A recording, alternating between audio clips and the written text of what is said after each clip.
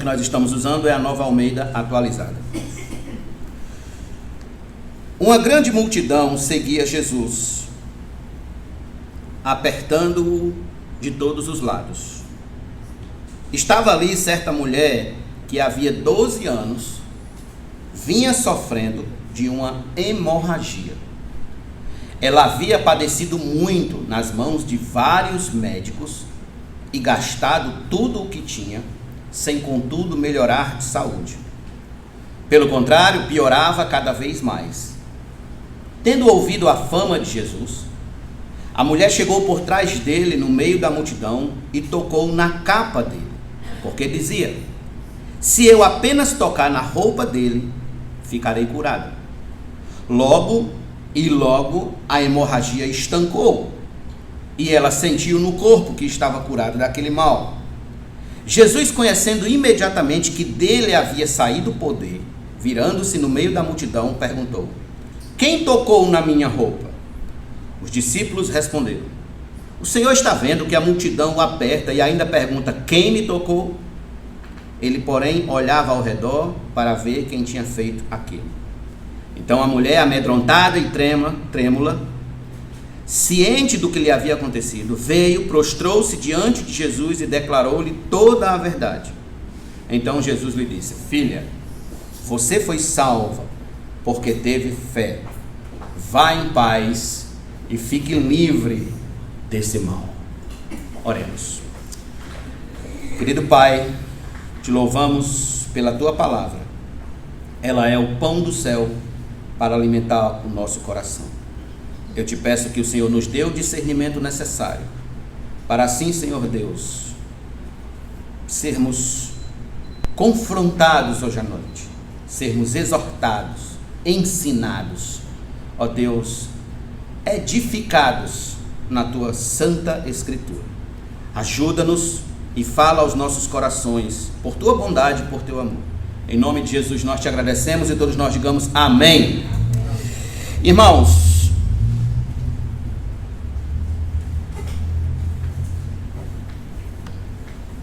quando estamos bem de saúde,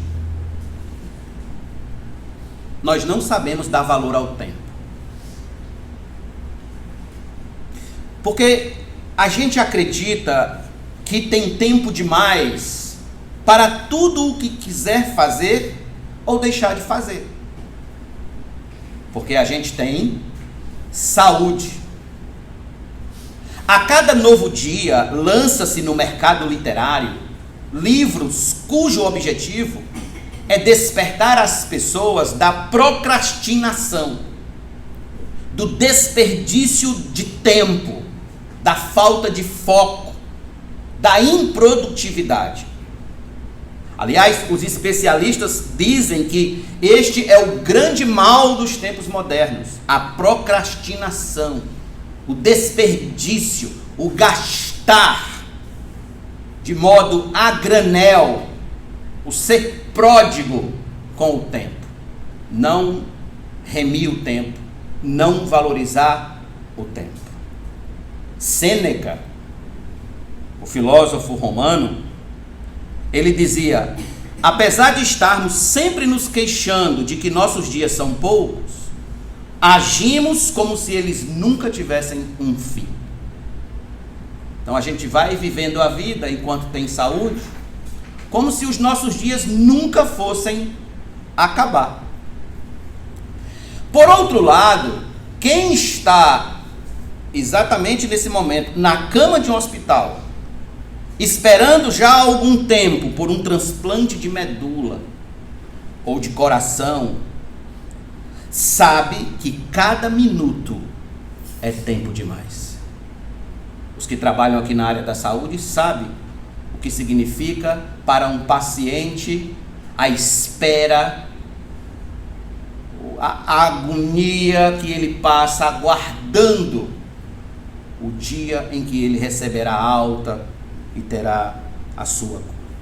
Então, no caso dessa mulher hemorrágica, ela passou 12 longos anos tentando se livrar dessa hemorragia. Como bem sabemos, irmãos, 12 anos não são 12 dias. não são 12 horas. Ela viveu focada durante 12 anos na busca da sua cura. Ela percorreu todos os médicos possíveis da região. Tudo que estava ao seu alcance, tudo que ela podia gastar para receber a sua cura, ela gastou. E o texto diz que quanto mais ela gastava, pior ela ficava. Então, cada instante para essa senhora era muito precioso. Encontrar a cura era algo que, obviamente, ocupava 24 horas os seus pensamentos. Então, ela ouve a fama de Jesus. Ouve que há um homem percorrendo pela Galileia que impõe as mãos sobre os enfermos e eles são curados. Dá ordem aos espíritos e os espíritos imundos vão embora. Dá ordem às tempestades no meio do mar e a tempestade se acalma. Ela ouviu a fama de Jesus. Enfim, ela tomou Jesus como a sua última esperança. A sua última esperança. Então, consciente de sua necessidade, meus irmãos, o que ela faz? Ela vai ao encontro de Jesus. Ela vai em busca de nosso Senhor. Ela não quer que Jesus gaste qualquer minuto de seu tempo com ela. Ela sabe que ele é muito ocupado, que ele vive rodeado de gente. Tudo o que ela quer é uma oportunidade apenas para tocar nele, se aproximar dele e dar um simples toque, nem que seja pelas suas vestes. E como podemos ver no texto, assim ela o fez, assim ela o conseguiu. Só para nós nos situarmos, esse texto, ele pertence àquela seção que eu já falei a vocês, que é a seção que trata da autoridade do poder sobrenatural de Jesus. A seção que trata da divindade de Jesus, que começa aqui no final do capítulo 4 e vai até o início do capítulo 6. Então aqui mais uma vez Jesus demonstra sua divindade curando essa mulher. Ele já mostrou sua divindade acalmando a tempestade. Ele já mostrou sua divindade libertando o Gerazeno no início do capítulo 5. Ele já mostrou sua divindade ressuscitando a filha de Jairo. E agora ele vai revelar mais um pouco da sua divindade, curando essa mulher. Segundo Eusébio de Cesareia, historiador da igreja no século IV, o nome dessa mulher era Verônica. E que lá em Cesareia de Filipe existia uma estátua de bronze que as pessoas tinham como lembrança dessa mulher. Bem, na escritura não se fala absolutamente nada disso, mas sim, e é o mais importante, que ela encontrou Jesus e estava tão cheia de esperança que, crendo que se tocasse nele, ficaria curada do seu mal. É isso que nós temos na escritura. E a atitude dessa mulher, meus irmãos, tem algumas lições preciosas para nos ensinar hoje à noite.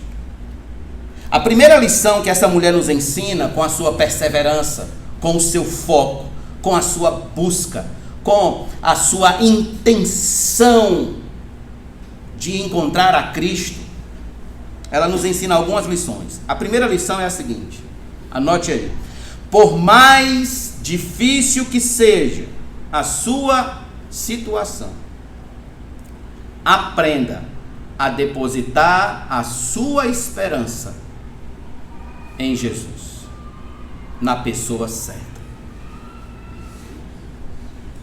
Em Jesus. Marcos, ele destaca 2 pontos importantes nessa questão, nessa lição. A primeira coisa que Marcos destaca aqui é o tempo de sofrimento dessa mulher. Veja comigo o verso de número 25. Estava ali certa mulher que havia 12 anos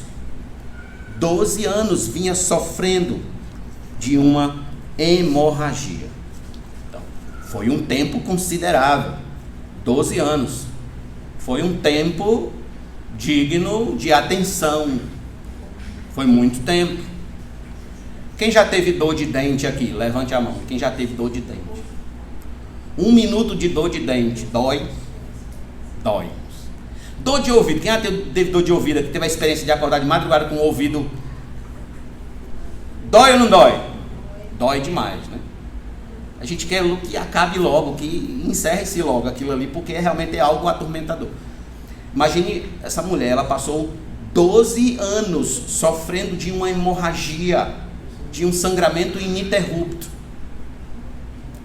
Além disso, Marcos vai dar outro destaque, que está no versículo número 26, que é o grau de sofrimento dessa mulher.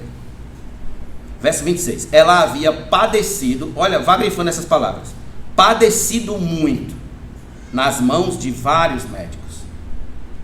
Então ela foi na Apivida da época, foi na Unimed da época, foi na Amil da época, foi em muitos médicos que ela podia ir na época, e ela estava padecendo na mão desses médicos.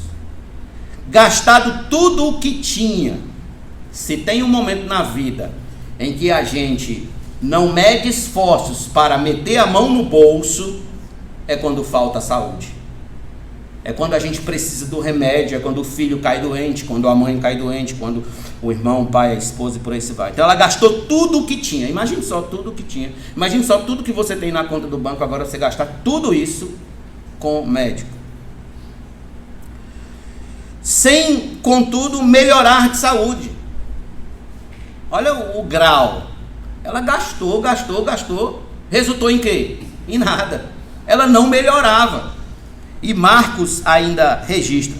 Pelo contrário, piorava cada vez mais.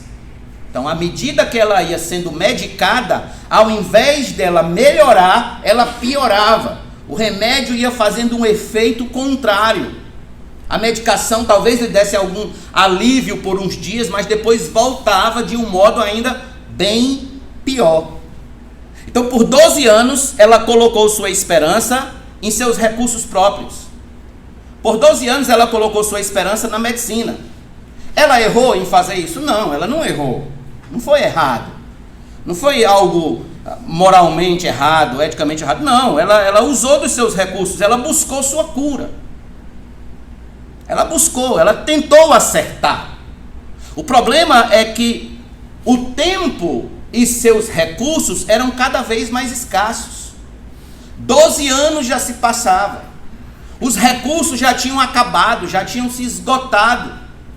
O tempo, cada vez mais, ele girava, ele andava para frente como um rolo compressor. Quando foi que ela acertou? Ela acertou quando, mesmo tendo gastado tudo, quando mesmo já tendo sofrido por 12 anos, ela acertou quando ela depositou sua esperança última, final, na pessoa de Jesus. Foi aí que ela acertou. Foi aí que onde ela marcou o ponto de verdade. É tanto que no versículo 27 diz o seguinte, veja. Tendo ouvido a fama de Jesus, a mulher chegou por trás dele, tocou por trás dele, no meio da multidão, e tocou na capa dele. Ela ouviu a fama de Jesus. O que os vizinhos falavam, ela começou a dar atenção. O que os amigos falavam, ela começou a atentar. O que as pessoas passavam na sua rua e diziam, o que as colegas de trabalho, não sei, ou colegas da vida falavam a respeito de Jesus, ela atentava e ela queria chegar até ele. Ele era a sua última esperança. Alguém que cura cego, alguém que faz o paralítico andar, alguém que ressuscita mortos. Esse homem é a minha última esperança. Era isso que ela tinha na cabeça. Irmãos, é muito comum nós depositarmos esperanças de dias melhores e de uma vida melhor em nossos próprios recursos. É muito comum. Nós somos dados, por exemplo, a esperar demais de nós mesmos. Nós somos convencidos a esperar demais da nossa própria força, de nós mesmos. Por exemplo, nós somos convencidos que nós podemos tudo quando nós somos jovens.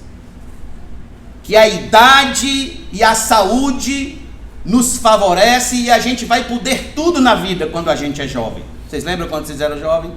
Lembra quando a gente é jovem que a gente acredita que a gente tem uma vida toda pela frente, e uma saúde, e uma força, e a gente faz o que quer e vai para onde quer. Então, a gente é muito dado a confiar em nós mesmos, em nossos próprios recursos. Nós somos dados a esperar de nós mesmos, por exemplo, por meio de nossos recursos financeiros, nosso dinheiro, nosso salário, a garantia do nosso contra-cheque no final do mês, a garantia de que a gente vai ter o do pão todo mês, e que a gente vai ter o da bolacha todo mês. Então a gente se confia demais nisso, a gente se apega demais, a gente se abraça demais a esses argumentos. Outros confiam demais no seu legalismo religioso, porque não fazem isso, porque não fazem aquilo, porque não tocam nisso, não tocam naquilo. Aí confiam demais que esse é um recurso inesgotável. Outros, por exemplo, e aqui é o mais comum, que há muitas pessoas que são dadas a esperar demais por meio das amizades políticas, por meio das pechadas. Se não der certo para mim aqui, eu falo com o político fulano de tal e eu estou garantido. Eu falo com o vereador tal, com o deputado tal, e agora essa é a época de eleição, é que vai aparecer mesmo, né, que vai bater na nossa porta. Entretanto, amados irmãos, tudo isso que eu estou falando a vocês são recursos que nos abandonam nas horas mais cruciais da vida. O dinheiro acaba, afinal de contas, grandes bancos milionários já faliram. Quem lembra da Varig? Quem lembra da VASP? Quem lembra, acho que aqui era o Paraiban, não era isso? Paraiban? Era Paraiban, né? O Paraiban, olha, um banco fechou. No estado do Ceará era o BEC, Banco do Estado do Ceará, o BEC, fechou, faliu. Recurso financeiro foi-se embora.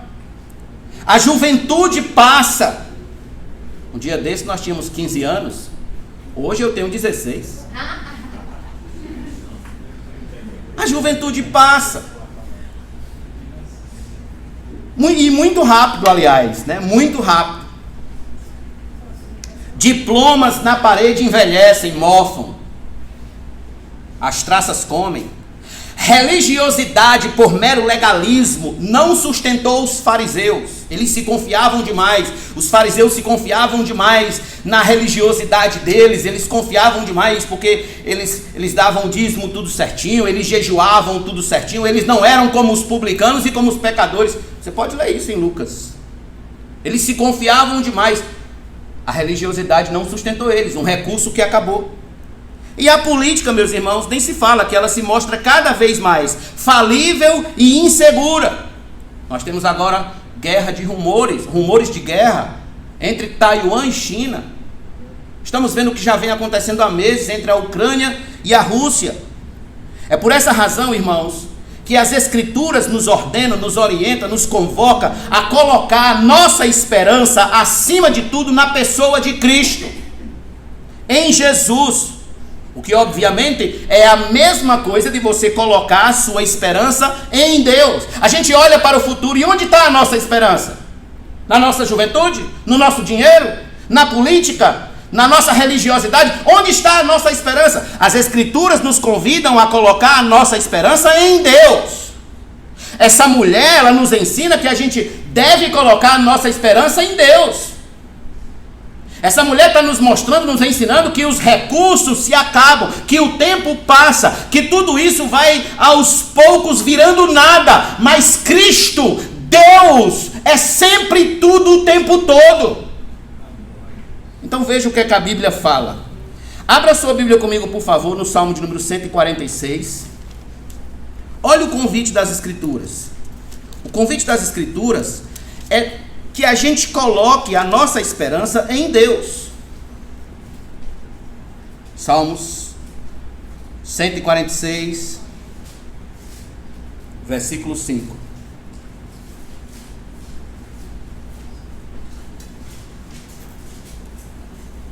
Bem-aventurado aquele que tem o Deus de Jacó por seu auxílio, cuja esperança está no Senhor, seu Deus. Vá agora para Jeremias, por favor, 29. Jeremias 29. Depois de Isaías, Jeremias. Versículo de número 11.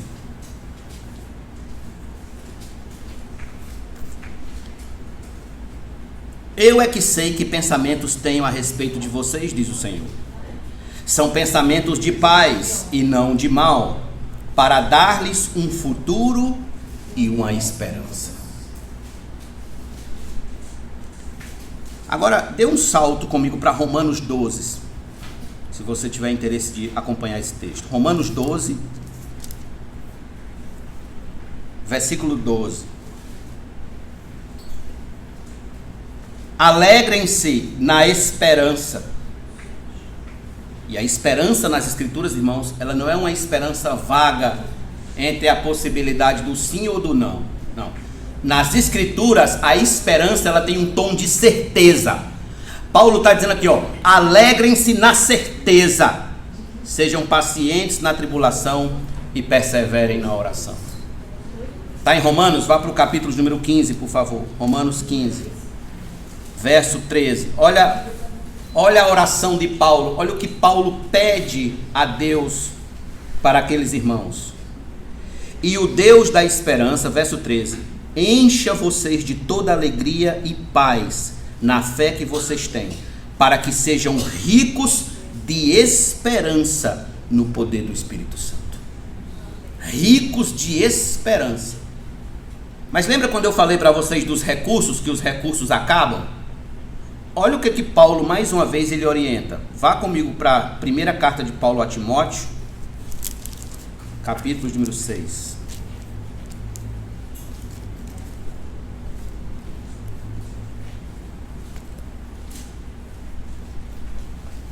Paulo disse que Timóteo exortasse um grupo de pessoas que precisavam atentar para os dias futuros. Ele diz, 1 Timóteo 6,17, exorte os ricos deste mundo a que não sejam orgulhosos e nem depositem a sua esperança na instabilidade da riqueza, mas em Deus, que tudo nos proporciona ricamente para o nosso prazer. Olha o que Paulo está dizendo. Diga aos ricos, diga àqueles que confiam no seu dinheiro, não deposite a sua esperança de um amanhã no seu dinheiro. Deposite em Deus. O que foi que Jesus disse? Os tesouros dessa terra, o ladrão escava e rouba, a traça come e o ferrugem corrói. Então, colocar todas as minhas esperanças nesses recursos é muito perigoso. Todos esses textos, irmãos, que acabamos de ler, são altamente precisos e mostram a importância de se colocar a esperança no Senhor Jesus, em seu nome, em seu poder, em sua graça, em sua misericórdia.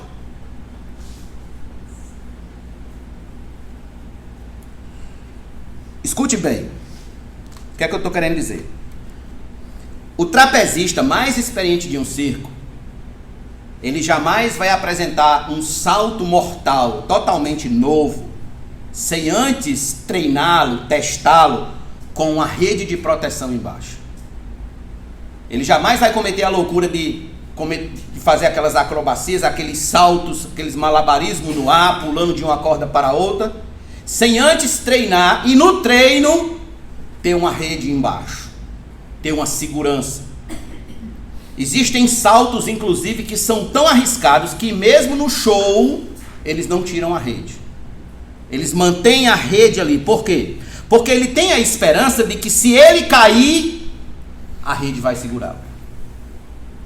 De que se ele escorregar a mão, de que se o parceiro dele no salto não conseguir segurar a sua mão e ele cair lá de cima, a rede vai sustentá-lo. Escute. É assim que vivem os que colocam a esperança em Cristo. Eles sabem que aconteça o que aconteça, o Senhor os susterá em sua poderosa mão. Aqueles que têm esperança no Senhor, eles sabem que Cristo é a rede de proteção que não deixará cair, que não deixará minguar, que não deixará ser destruído. Leia as cartas de Paulo. Olha a esperança que Paulo tinha no Senhor. Leia Romanos capítulo 8. Se Deus é por nós, quem será contra nós? Ele vai dizer, em Cristo Jesus, nós somos mais, veja, mais que vencedores. Isso é palavra do apóstolo Paulo. Cristo deve ser a esperança. E aqui eu quero chamar a atenção de você para um detalhe.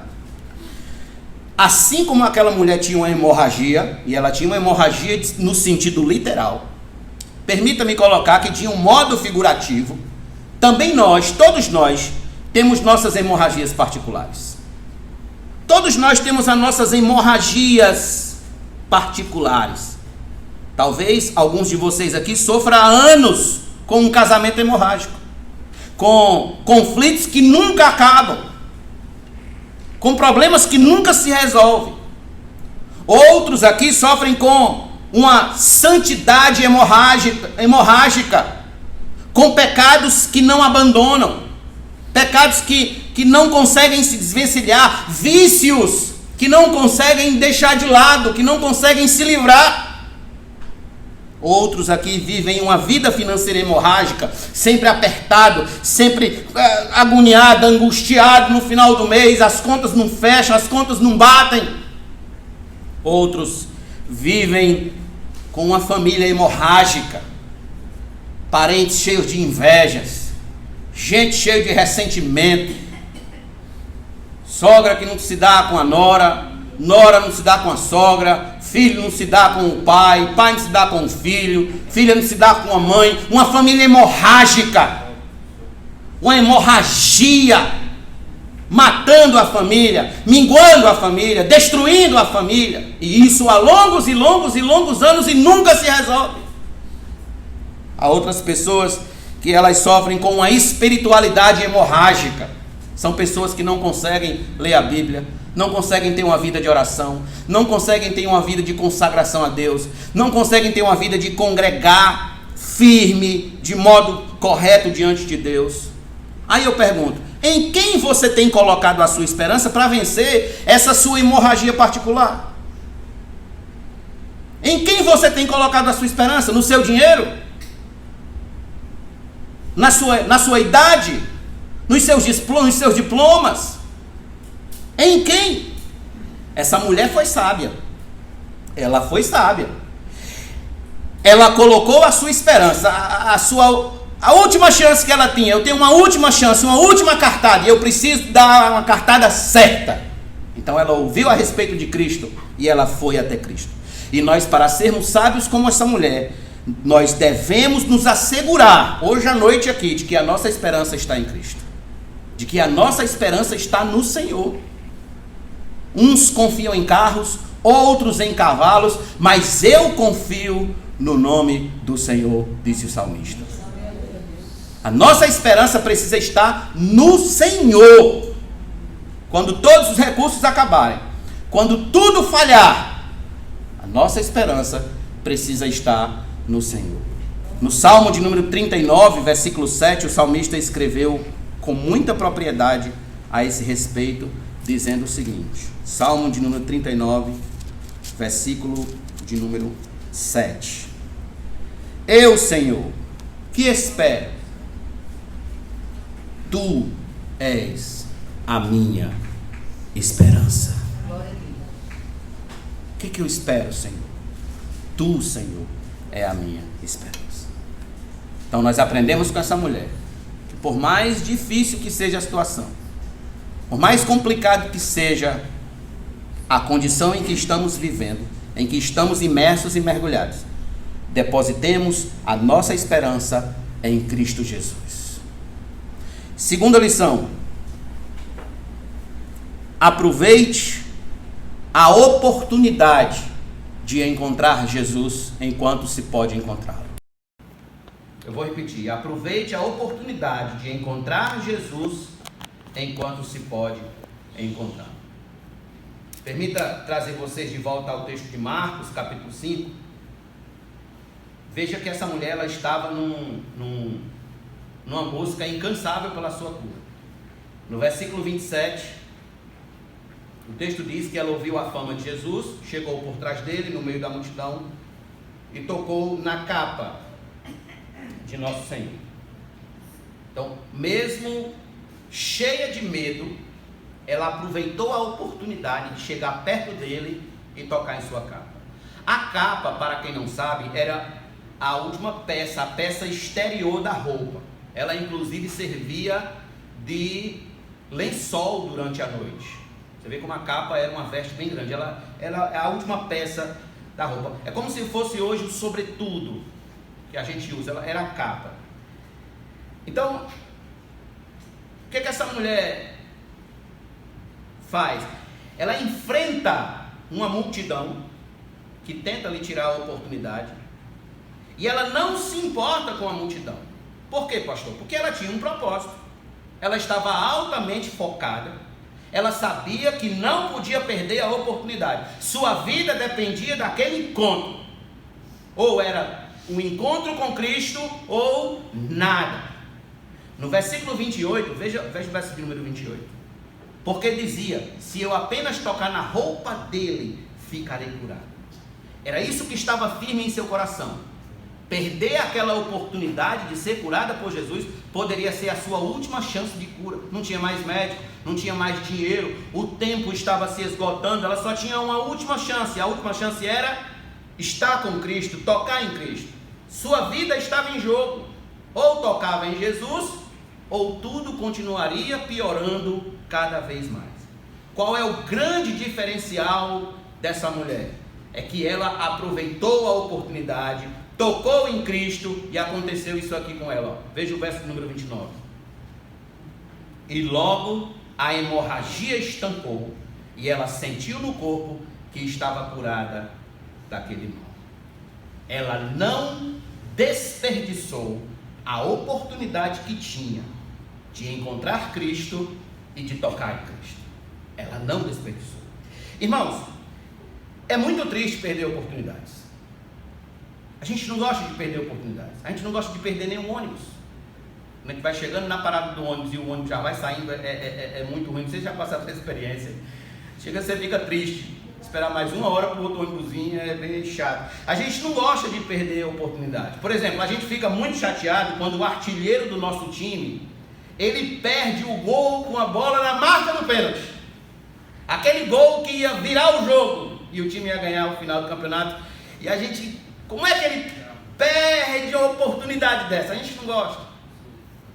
As irmãs não gostam, por exemplo, de perder aquela oportunidade da promoção de comprar aquela panela que tanto queria, e de repente quando vai lá na Narcisa, acabou a promoção. Então a gente não gosta de perder oportunidades. Todavia, há uma oportunidade muito importante que ainda temos, mas somos teimosos em desperdiçá-la. Somos teimosos em rejeitá-la. É a oportunidade de encontrar a Cristo e viver para Cristo. Nós somos teimosos com essa oportunidade. Isso é tão sério, irmãos, que a Bíblia, ela nos alerta. Ela nos chama a atenção para que a gente não perca essa oportunidade de viver com Cristo, de viver para Cristo, de andar com Cristo, de existir na presença de Cristo. Lá em Isaías capítulo 55, versículo 6, Isaías disse: buscai ao Senhor enquanto se pode achar. Quando ele usa essa palavra enquanto, porque significa que ainda há oportunidade, ainda há chance, a porta ainda está aberta. Então a gente tem que aproveitar a oportunidade enquanto a porta ainda está aberta. Mas haverá um dia em que a porta se fechará. Por exemplo, abra sua Bíblia comigo em Lucas, capítulo número 13. Lucas 13.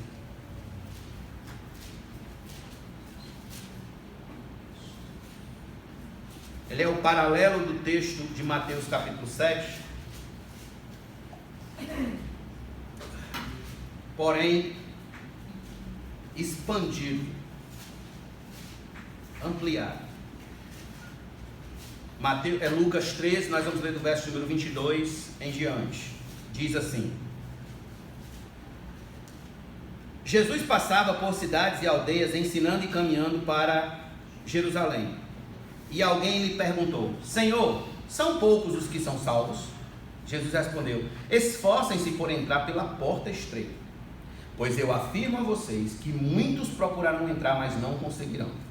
Quando o dono da casa se tiver levantado e fechado a porta, e vocês do lado de fora começarem a bater dizendo: Senhor, abra a porta para nós, ele responderá: não sei de onde vocês são. Então vocês dirão: comíamos e bebíamos com o Senhor. Além disso, o Senhor ensinava em nossas ruas. Mas ele dirá a vocês: não sei de onde vocês são. Afastem-se de mim, todos que praticam o mal. Veja, eis aqui a prova de que a oportunidade ainda está de pé. A porta ainda está aberta. Não deve ser desperdiçada. Que Jesus pode ser encontrado ainda. Mas haverá um dia em que a oportunidade de encontrar o Senhor não será mais dada a nenhum homem. Nenhum homem mais conseguirá encontrar ao Senhor. Então será tarde demais. Pastor, qual será o dia que eu não vou mais poder encontrar Jesus? Qual vai ser esse dia? Primeiro, em primeiro lugar, se ele voltar agora e você não tiver confessado Cristo publicamente como seu Senhor e Salvador, você perdeu a oportunidade. A porta se fechou. O dono da casa se levantou e fechou a porta. Não tem mais como você encontrar Cristo. Certo, mas se ele não voltar hoje? Então, em segundo lugar, se você morrer hoje fora de Cristo, se você morrer hoje fora de Cristo, a porta se fechou para você. Não tem mais como você encontrar Cristo após a morte. Depois da morte, segue-se apenas o juízo. O juízo. E existe algo interessante aqui, irmãos. Eu quero trazer vocês a um texto muito conhecido em Lucas 16. Vocês lembram daquele episódio do rico e o mendigo? Lázaro morreu, foi levado pelos anjos para o seio de Abraão. O rico morreu e foi levado para um lugar de tormento. Foi levado para o inferno. Quando ele estava lá no inferno, ele tendo um diálogo com o pai Abraão, ele nos traz um ponto em que ele mostra que perdeu a oportunidade, que ele não dá mais, que agora não dá mais, mas ele ainda tem pelo menos uma leve esperança de quê? Qual é a leve esperança dele? Veja comigo o verso de número 27. Então o rico disse: Pai, eu peço que mande Lázaro à minha casa paterna, veja, pedindo para que Lázaro ressuscitasse e fosse à casa dos pais dele, porque tenho 5 irmãos, para que lhes dê testemunho, a fim de que não venham também para este lugar de tormento. Abraão respondeu: eles têm Moisés e os profetas, ouçam-nos. Eles ainda têm oportunidade, ouçam-nos. Entre pela porta enquanto você pode, meu amigo, enquanto ela não se fechou de vez para você. Aproveite a oportunidade. Moisés ainda está pregando, os profetas ainda estão pregando, Deus ainda está com a porta aberta. Entre e não saia mais dessa porta. Aproveite a oportunidade. Conta-se a história que durante uma enchente, uma grande enchente, um homem muito religioso, daqueles muito religioso, porém sem sabedoria, não saía de casa de forma alguma. Não saía. Vou ficar dentro da minha casa. Vou ficar dentro da minha casa e Deus vai me salvar. Vou ficar aqui. Quando a água já estava na cintura, vieram 2 jovens num barco oferecendo ajuda. E a resposta do homem foi a mesma: não saia. Deus vai me salvar. Não vou sair da minha casa, Deus vai me salvar.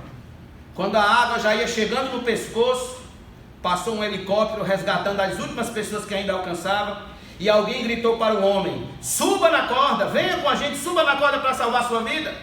E mais uma vez o teimoso disse: não, Deus vai me salvar. Eu já falei que eu não quero. Deus vai me salvar. Mas a água subiu, o homem se afogou e morreu. Conta-se história com Eva, irmãos, é história com Eva. Que ele chegou ao céu e foi logo conversar com Deus. Puxa, Senhor, eu confiava tanto no Senhor, como é que o Senhor deixou eu morrer? E Deus lhe respondeu: meu filho, eu mandei uma canoa, mandei um barco, mandei um helicóptero. O que mais você queria que eu fizesse, seu bobo? Deus deu oportunidades para ele e ele desperdiçou. Meu amigo, não deixe para buscar a Cristo quando for tarde demais. Não deixe para viver para Cristo quando for tarde demais. Não deixe para gastar os últimos anos de sua vida quando for tarde demais, gastar com Cristo. Faça isso agora, aproveite a oportunidade agora, aproveite o dia de hoje, o agora, o já para encontrar-se com o Filho de Deus. É agora. Aquela mulher só tinha uma chance de encontrá-lo, e ela aproveitou a chance, e ela correu atrás da sua chance, e ela não ligou para a multidão, ela não ligou para o povo que cercava Cristo, ela rompeu com a multidão e tocou em Cristo. Era a sua última chance.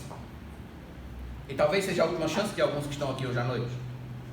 Talvez seja a última chance de alguns que estão ouvindo, vão assistir pela internet. A última chance. A hora de entrar pela porta é quando? Não é amanhã. E também não é mais ontem. É agora. Hoje. Já. Não ligue para o que o povo vão dizer de você. Se vão lhe julgar, se vão lhe desprezar. Afinal de contas, meu irmão, é a sua alma que está em jogo. É a sua alma. Escapa-te por tua alma, Deus disse. Escapa-te por tua alma. É a tua alma que está em jogo.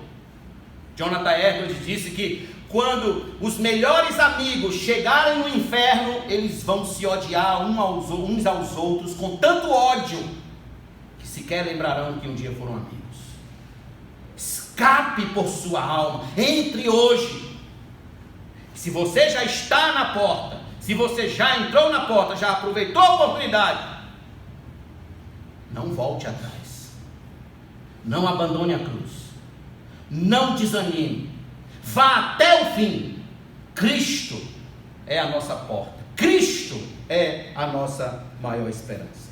Eu pergunto, você vai deixar essa oportunidade passar? Vai confiar na mais frágil possibilidade do amanhã? Se você pode ter a certeza de encontrá-lo hoje, de viver para Ele hoje, de edificar sua alma, edificar seu lar, edificar sua vida, edificar seu coração, edificar todos os aspectos da sua vida em Cristo hoje, agora. Moisés e os profetas ainda estão anunciando o caminho da salvação. O livramento daquele lugar de tormento começa agora. Pastor, quando é que a salvação começa? Não, a salvação começa quando eu morrer. Não, a salvação começa agora. Você precisa entrar pela porta. A porta ainda está aberta. A porta ainda está aberta. Comece agora. Escape por sua alma, enquanto você pode. Faça como aquela mulher. Aproveite a última oportunidade e viva. O escritor aos Hebreus, ele escreveu isso aqui. No capítulo número 2, ele disse, versículo de número 3: como escaparemos nós se negligenciarmos, se não levarmos a sério tão grande salvação? Está em Hebreus, agora vai para o capítulo 3, versículos de número 15. Como se diz: hoje, se ouvirem a sua voz, não endureçam o coração, como foi na rebelião. Se você está ouvindo a voz de Deus falar com você hoje, meu irmão, não endureça o seu coração. Deixe que a palavra penetre na sua alma e salve você. Talvez seja a sua última chance. A última. Terceiro e último lugar, a terceira e última lição que essa mulher nos ensina. Primeira lição é: coloque sua esperança em Cristo. A segunda lição é: aproveite a oportunidade de encontrar Cristo enquanto você pode encontrar. E a terceira e última é: assuma publicamente o desafio de crer em Jesus e ser salvo por Ele. Assuma o desafio, assuma. Você não assume que é flamenguista, você não assume que é palmeirense, você não assume que é corintiano, você não assume que torce para o melhor time do mundo, que é o Ceará, você não assume isso. Então assuma. Assuma Cristo na sua vida publicamente. Eu sou de Cristo. Assuma isso. E viva para ser salvo por isso. Versículo número 30, eu quero convidar você a Marcos capítulo 5. Jesus, conhecendo imediatamente que dele havia saído o poder, virando-se no meio da multidão, perguntou: quem tocou na minha roupa? É um episódio interessantíssimo, irmãos, porque os milagres que a gente viu de Cristo até aqui são milagres objetivos, são milagres diretos, são milagres onde ele estava tendo um contato direto com a pessoa. Nesse caso aqui, o milagre ele foi de um modo indireto. Indireto. Alguém chegou com fé e tocou nele. Imediatamente saiu o poder dele. É interessante porque nesse texto a gente percebe as duas naturezas de Cristo. A natureza divina em sair poder, mas a natureza humana em não saber quem tocou nele, ao ponto de tirar poder, ou em alguma outra tradução diz virtude. De mim saiu virtude. Então esse é um milagre interessantíssimo. Ele apenas sentiu que alguém o tocou de um modo especial. Versículo número 31. Os discípulos responderam: o Senhor está vendo que a multidão o aperta e ainda pergunta: quem me tocou? Os discípulos começam a ironizar aquela situação em que Cristo: quem me tocou? Ora, Senhor, está todo mundo te apertando, tu está no meio de uma multidão, como é que o Senhor ainda pergunta quem me tocou? É óbvio que todo mundo te tocou. Havia uma multidão que o cercava e o comprimia por todos os lados. E no versículo 32 a 34 a gente vê o que Cristo fez para aquela mulher. Os discípulos, verso 32, ele porém olhava ao redor para ver quem tinha feito aquilo. Então a mulher, amedrontada e trêmula, ciente do que lhe havia acontecido, veio, prostrou-se diante de Jesus e declarou-lhe toda a verdade. Eu acho interessante isso. Quem é salvo por Cristo? Quem é salvo por Cristo? Ainda que de uma forma tímida, mas não se reserva de declarar publicamente que depende dele, que precisa dele, que carece dele. Versículo de número 33. Versículo de número 34, perdão. Então Jesus lhe disse: filha, você foi salva porque teve fé. Vá em paz e fique livre desse mal. Essa mulher ela foi salva de 3 males terríveis. Vocês precisam entender isso. 3 males. Não foi só um, foram 3. O primeiro, ela foi salva da sua hemorragia. Ela foi livre, ficou livre daquela hemorragia. Que há 12 anos ela era açoitada dia e noite por aquele problema. Segundo lugar, ela foi salva do ostracismo social. Por quê? Do ostracismo social. Porque os estudiosos concordam que essa hemorragia ela era de origem da disfunção menstrual. E segundo a lei de Moisés, uma mulher, quando estava no seu período menstrual, ela estava impura. Então, veja comigo aqui em Levítico, rapidinho, por favor. Levítico é o 3º livro da Bíblia, capítulo número 15, onde a lei, ela regulamentava essa situação de um modo concreto.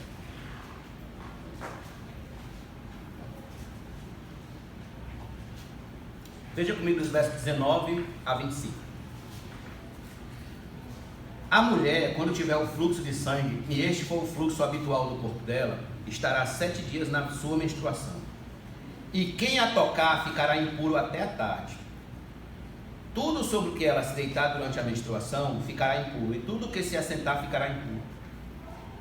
Quem tocar no leito dela lavará suas roupas, se banhará em água e ficará impuro até a tarde. Quem tocar alguma coisa sobre o que ela estiver assentado, lavará suas roupas, se banhará em água e ficará impuro até a tarde.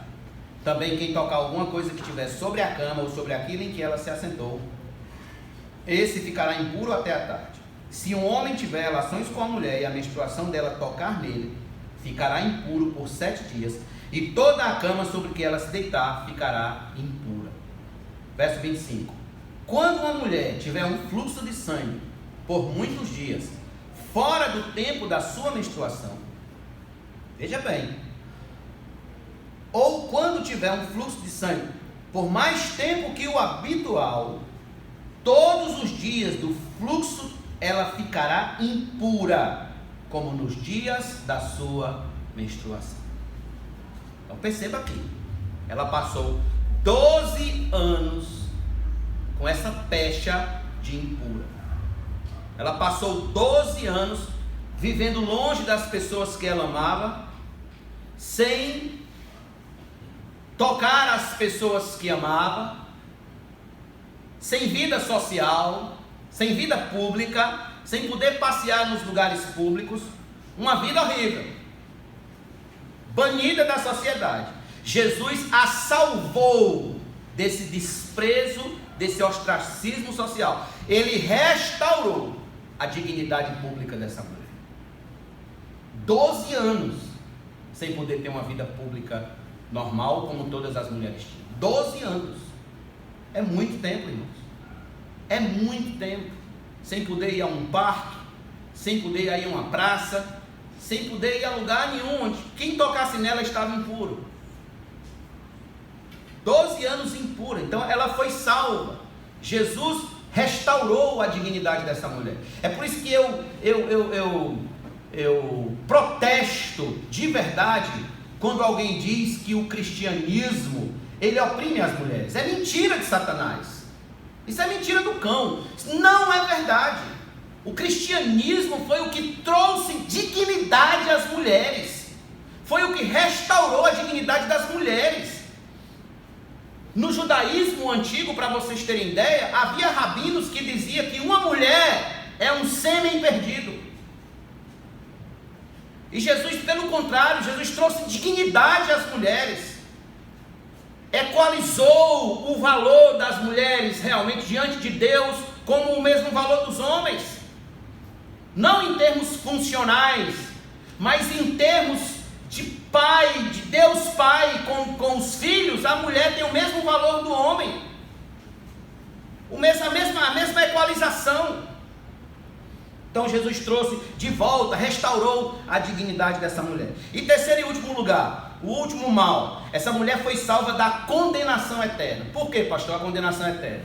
Porque no versículo 34, quando Jesus disse: filha, a tua fé te salvou. A palavra salvou aqui, ou salva, no grego, é uma palavra souzein. Essa palavra souzein, dependendo do contexto, ela tem tanto o sentido de livrar a pessoa do mal imediato, quanto da condenação eterna.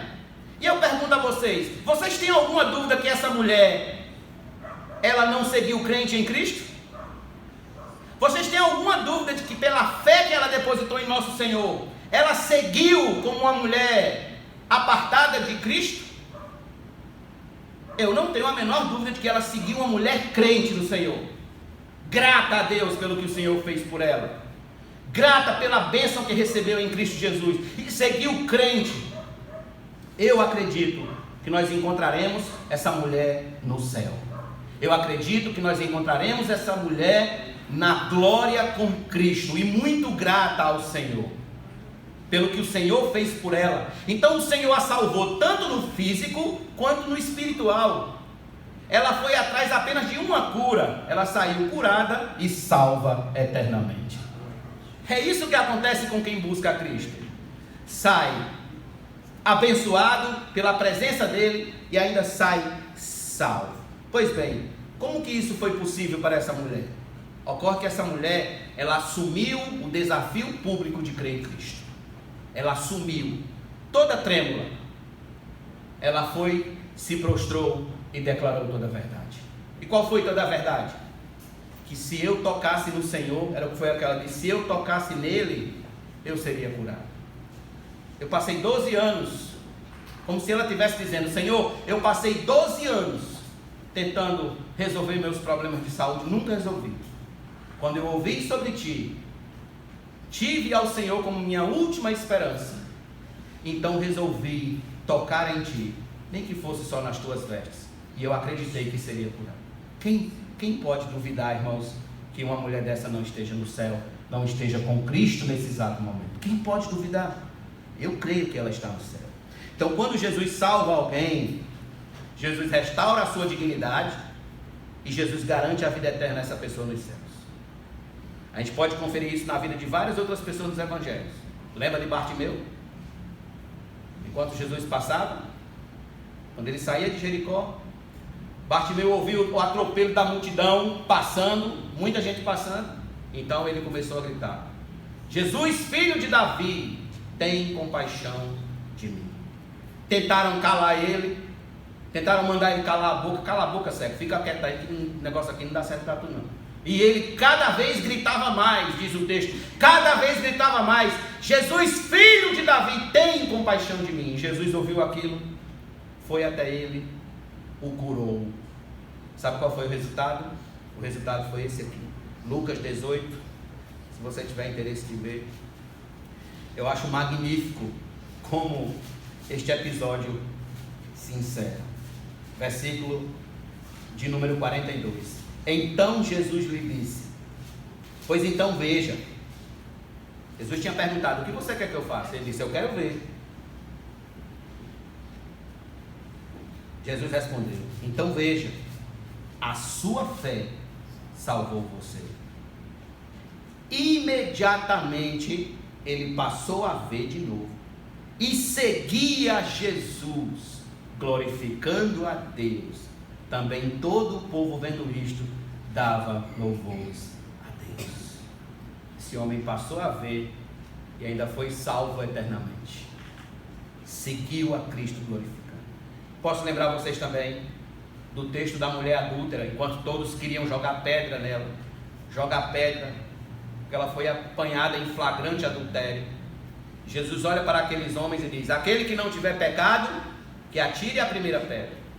Todos envergonhados, porque sabiam que não tinha como se esconder, largaram as pedras. Então Jesus chega para ela e diz: filha, alguém te condenou? E ela disse: não, Senhor, ninguém me condenou. E ele responde: nem eu tampouco te condeno. Vá em paz e não peque mais. Salvação. Foi salva por Cristo. Assumir a responsabilidade de crer em Jesus. É isso que Deus requer, irmãos, daqueles que se aproximam dele. Creia em Cristo. Em Mateus 10:40, Jesus diz: e quem recebe a mim, recebe aquele que me enviou. 1 João 2,23 está escrito: todo aquele que nega o Filho, esse não tem o Pai. E aquele que confessa o Filho, igualmente tem o Pai. E 1 João 5,1 diz: todo aquele que crê que Jesus é o Cristo, nascido de Deus, que Cristo é nascido de Deus, e quem ama aquele que o gerou, ama também o que dele é nascido. Então, se você diz que ama a Deus, você também tem que amar a Cristo. Se você diz que crê em Deus, você também tem que crer em Cristo. Se você diz que se submete a Deus, você também tem que se submeter a Cristo. Se você diz que tem compromisso com Deus, você também precisa ter compromisso público com Cristo. O que é o batismo, por exemplo? O batismo, ele é uma confissão pública da nossa fé. Nós confessamos a Cristo publicamente quando a gente se batiza nas águas, quando a gente é mergulhado e quando a gente sobe. Ali nós estamos declarando publicamente que nós somos cristãos. Não há outro nome, meus irmãos, pelo qual importa que sejamos salvos. Somente o nome de Jesus Cristo. E em Efésios capítulo 2, versículo 8, Paulo diz: porque pela graça vocês são salvos, mediante a fé. E isto não vem de vocês, é dom de Deus. Mediante a fé. Vocês precisam crer publicamente, assumir isso publicamente. A fé é o meio pelo qual nós podemos nos aproximar de Deus. Crer em Jesus, confiar em Jesus, é o único modo de ser salvo da ira de Deus contra os nossos pecados.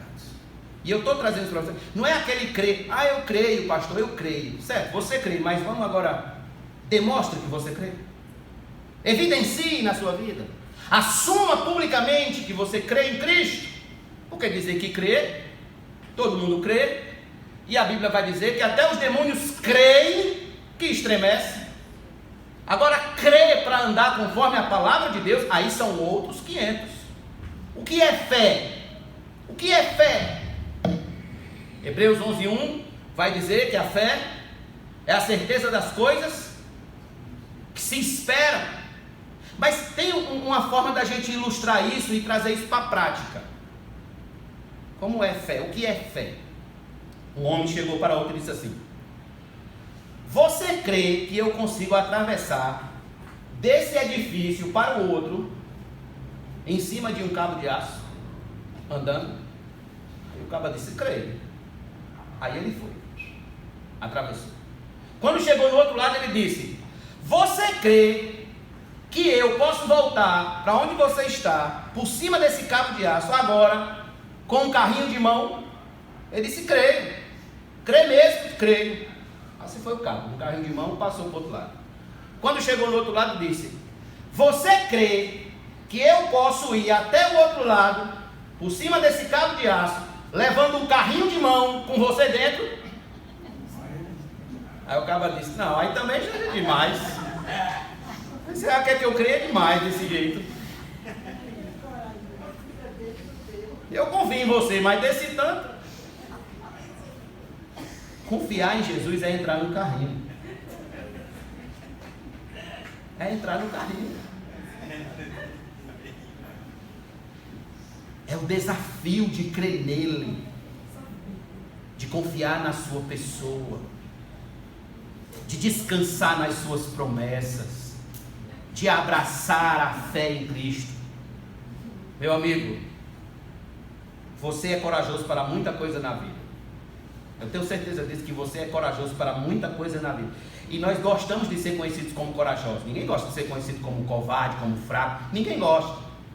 Mas eu posso dizer a você, o passo de mais coragem que você deve dar na sua existência é o de confiar em Cristo, assumir uma fé pública com o Senhor, de compromisso com Ele, seguir Ele, temer somente a Ele até o último dia da sua vida. Esse é o passo de mais coragem que você precisa dar, porque esse de fato é um passo de fé, é entrar no carrinho de Cristo. Eu pergunto, você quer ser salvo como aquela mulher foi salva?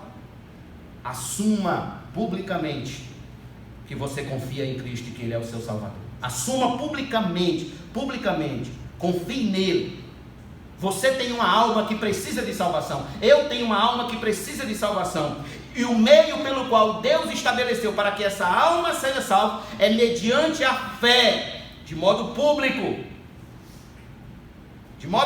mediante a fé, pela graça. No hino 187 do cantor cristão diz assim: pecador, Deus te chama, ouve já a voz dos céus. Ele é tão bom, quão amável, compassível é, com ardor te convida, com amor sim te abriga. Chega pois ao Salvador, ó pecador, e ouve já a voz de amor. Então ouça a voz de amor, já. Ele lhe convidando a você assumir publicamente sua vida com Cristo. Permita-me encerrar dizendo, irmãos, que a história dessa mulher é a prova que, se confiarmos de todo o nosso coração no Senhor, seremos salvos por sua misericórdia, seremos salvos por sua graça. Em Jesus podemos ter esperança de dias melhores. Não podemos desperdiçar a oportunidade de encontrá-lo. Não desperdice, não jogue fora a oportunidade de andar com Cristo e de viver com Cristo durante essa vida. Somente em Cristo há salvação. Fora de Cristo só há condenação. Vamos ficar de pé, vamos orar ao Senhor.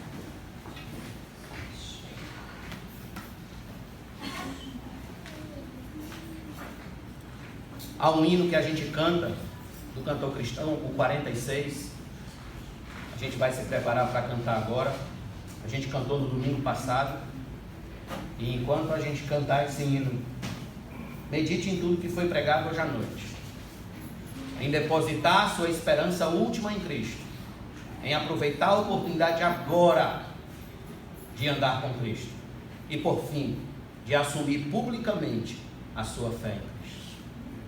Se após essa mensagem você quiser conversar a respeito da sua salvação, nos procure, teremos um prazer em conversar com você.